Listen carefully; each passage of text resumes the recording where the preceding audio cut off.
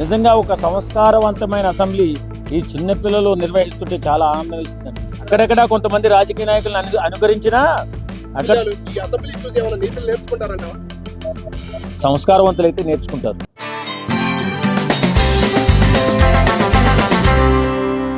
నిజంగా మనం ఎప్పటి నుంచో అసెంబ్లీలు చూస్తూనే ఉన్నాం.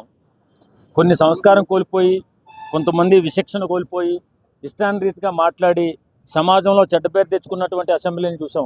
నిజంగా ఒక సంస్కారవంతమైన అసెంబ్లీ ఈ చిన్నపిల్లలు నిర్వహిస్తుంటే చాలా ఆనందం వేసిందండి. ప్రతి ఒక్కరు కూడా చక్కగా ప్రతి విషయాన్ని కూడా ప్రజెంటేషన్ చేస్తూ ప్రభుత్వం ఎలా నడాలి, ఎమ్మెల్యేలు ఎలా మాట్లాడాలి, మంత్రులు ఎలా మాట్లాడాలి, ఎంత సంస్కారంగా ప్రజలకి దారి చూపించాలనే ఉద్దేశంతో జరిపినటువంటి ఆ చిన్నపిల్లల అసెంబ్లీ చక్కగా చూడముచ్చటగా ఒక ఇంద్రభవనంలాగా ఇంద్రలోకంలో ఉన్నట్టుగా అనిపించింది నాకు. అంత చక్కటి సాంప్రదాయాన్ని కొనసాగించారు ఆ పిల్లలు. అక్కడెక్కడ కొంతమంది రాజకీయ నాయకులను అనుకరించినా అక్కడక్కడ కొన్ని శయోక్తులు పడినా చాలా అద్భుతంగా అసెంబ్లీ నడిపారు. చాలా చాలా ఆనందంగా ఉంది. చిన్నపిల్లలుగా మాత్రం ఆ అవేర్నెస్ తీసుకొచ్చి ప్రభుత్వం పట్ల అవగాహన రావాలి, ప్రజల అన్నింటి విషయాల్లో అవగాహన రావాలా చిన్నపిల్లలు కూడా అని చెప్పి పెట్టినటువంటి అసెంబ్లీ చిరస్మరణీయం. ఎందుకంటే ఇంతకుముందు ఎప్పుడు పెట్టలేదు కాబట్టి. ఓకే సార్, అట్లాగే పెద్ద పెద్ద వాళ్ళు పీకేస్తామని బూతులు తిట్టే మంత్రులు, మాజీ వాళ్ళు, ఎవరైనా మంత్రులు, ఎమ్మెల్యేలు ఈ అసెంబ్లీ చూసి ఏమైనా నీతులు నేర్చుకుంటారంట. సంస్కారవంతులైతే నేర్చుకుంటారు. సంస్కారం కోల్పోయి, విచక్షణ కోల్పోయి, ఇష్టానుసారంగా మాట్లాడి ప్రజల్లో ఒక చెడ్డ భావం తెచ్చుకునేటటువంటి వాళ్ళు నేర్చుకోరు.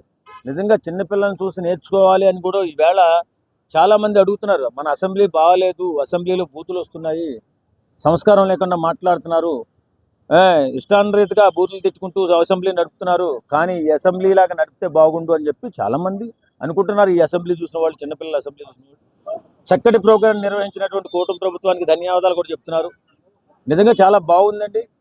సాంప్రదాయాన్ని, చిన్నపిల్లల సాంప్రదాయాన్ని అయినా వీళ్ళు పాటిస్తే బాగుంటుందని అందరూ అనుకుంటున్నారు. ఓకే సార్, ప్రత్యేక హోదా అనే ఒక ఓటు అర్థం పెట్టుకునే అసెంబ్లీకి రాని వైసీపీ ఎమ్మెల్యేలకి దీని ద్వారా ఏమైనా అవగాహన అనేది వచ్చిందంటారు? ఇప్పుడు నేనేమంటానంటే అసెంబ్లీలో ఏ పని జరగాలన్నా అసెంబ్లీలో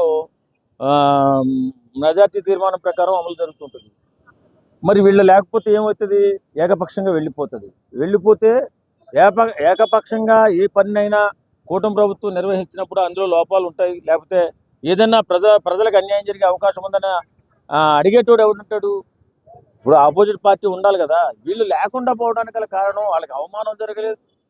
ఒకవేళ లేదు, అప్పుడు చంద్రబాబు నాయుడు గారి లాగా నన్ను తిట్టారు, నా కుటుంబాన్ని తిట్టారని చెప్పి బాధపడి వెళ్ళిపోయిన సందర్భం కాదు. లేదు, అవమానపరిచారు కూటమి ప్రభుత్వం వారు, వైఎస్ఆర్సీపీ ఎమ్మెల్యేలను అవమానపరిచారు, మాట్లాడనివ్వలేదు, మైక్ ఇవ్వలేదు అనేది కూడా లేదు. మరి ఎందుకు అనవసరంగా వాళ్ళు అసెంబ్లీకి రావట్లేదు, బయట ఎందుకు గగ్గోలు పెడుతున్నారో నాకైతే అర్థం కావట్లేదు. అసెంబ్లీకి రావాలా, ప్రజల పక్షాన్ని నిలబడాలా, పేదల పక్షాన్ని నిలబడాలా, అక్కడ జరుగుతున్నటువంటి కార్యక్రమాల పట్ల వారు మంచి అయితే మంచి, చెడు అయితే చెడు, ఇది కరెక్ట్ కాదైతే కరెక్ట్ కాదని చెప్పి అసెంబ్లీలో వీళ్ళు వచ్చి ప్రతి పని మీద ప్రతి దాని మీద కూడా మాట్లాడవలసిన అవసరం ఆపోజిట్ పార్టీకి ఉంటుంది. మరి ఎందుకు రావట్లేదు? మరి వీళ్ళ ఏ కార్యక్రమం? మరి ఇలాంటప్పుడు ఎలక్షన్లో నిలబడడం ఎందుకు, గెలవడం ఎందుకు, మేము ఎమ్మెల్యే అని చెప్పుకోవడం ఎందుకు, మేము మాజీ అని చెప్పుకోవడం ఎందుకు? ఏడవడానికి వచ్చి అసెంబ్లీకి వచ్చి జరుగుతున్నటువంటి కార్యక్రమాల పట్ల నిబద్ధతతో ఉండాలి కదా. జీతాలు తీసుకుంటున్నారు కదా, ఊరకనైతే మీరు ఉండలేదు కదా. మీ నాయకుడు జగన్మోహన్ రెడ్డి ఒకటే జీతం తీసుకుంటలేదు, ఉన్న వాళ్ళంతా జీతాలు హాయిగా తీసుకుంటున్నారు, బ్రహ్మాండంగా ఎంజాయ్ చేస్తున్నారు. మరి ఎలాంటప్పుడు ప్రజల సొమ్ముని మీరు తింటున్నప్పుడు ప్రజల పక్షాన్ని నిలబడి మాట్లాడాలి కదా. ఏమాత్రం ఎగ్గు సిగ్గు లేకుండా అసెంబ్లీ ప్రజా సొమ్ముని తీసుకుంటూ మీరు ఇవాళ అసెంబ్లీకి రాకపోవడం అనేది చాలా దారుణం. కాబట్టి ప్రతి ఒక్కరూ అసెంబ్లీకి వచ్చి అక్కడ జరుగుతున్న పరిణామాల పట్ల, అక్కడ జరుగుతున్న పని పట్ల మీరు నిలబడి, అది ప్రజలకు అండగా నిలబడితేనే మీకు రేపొద్దున ఫ్యూచర్లో అవకాశం ఉంటుంది. కాబట్టి ప్రతి ఒక్క ఎమ్మెల్యే అసెంబ్లీకి తప్పనిసరిగా రావాలని కోరుకుంటున్నాం. ఓకే సార్, అట్లాగే ముఖ్యమంత్రిగా ₹1 తీసుకుంది మా జగన్మోహన్ రెడ్డి గారే, ఎమ్మెల్యేగా ఇప్పుడు ఏమి తీసుకోవట్లేదు కాబట్టి అసెంబ్లీకి రావట్లేదు అన్నారు. నిజంగా ఏం తీసుకోవట్లేదా సార్? ముఖ్యమంత్రిగా ఉన్నప్పుడు ₹1 తీసుకున్నారు ఆయన జీతం. ఆయన తీసుకోకపోతే డబ్బులు ఎక్కడి నుంచి వచ్చాయంట? తీసుకోవచ్చు. ఎందుకంటే 48,000 కోట్ల రూపాయలు ఈడీ అటాచ్ చేసిన డబ్బులు ఉన్నాయి. అంతేకాకుండా 1,00,000 కోట్ల రూపాయలు ఏదో అవినీతి జరిగింది, ప్రజా సొమ్మును దోచేశాడు, ఆయన ఆర్థిక నేరస్తుడు అని చెప్పి చాలా కేసులు ఉన్నాయి. ఇప్పటికి 13 కేసులు చేసుకున్నట్టున్నారు. అట్లనే 30 కేసులు భయపడి ఉంటే ఇట్లా 13 కేసుల కింద పుటప్ చేసుకున్నట్టున్నారు. ఏదైనా అతను తీసుకుంటే ఏమిటి, తీసుకోపోతే ఏమిటండి, నాకు అర్థం కాదు.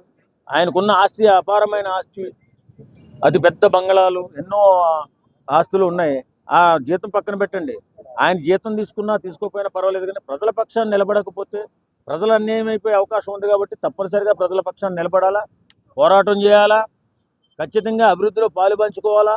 ఇదేం కాకుండా మేము జీతాలు తీసుకుంటున్నాం కదా, సరిపోతుంది కదా అంటే ఉన్న 10 మంది కూడా ఫ్యూచర్లో వచ్చే ఎలక్షన్లో 2029 ఎలక్షన్లో ఆ 10 సీట్లో 11 సీట్లు కూడా రావని చెప్పి మీకు భయం ఉండాలి. ఫస్ట్ వీళ్ళని భయపెట్టాలా, ప్రజలే భయపెట్టాలి. రండి రండి అని చెప్పి మాలాంటి వాళ్ళు ఎంతమంది ఎన్నిసార్లు అడిగినా అబ్బాయి నిమ్మకి నీరెత్తినట్లు వాళ్ళు అసలు కనీసం అసెంబ్లీ గేట్ కూడా తాకట్లేదు.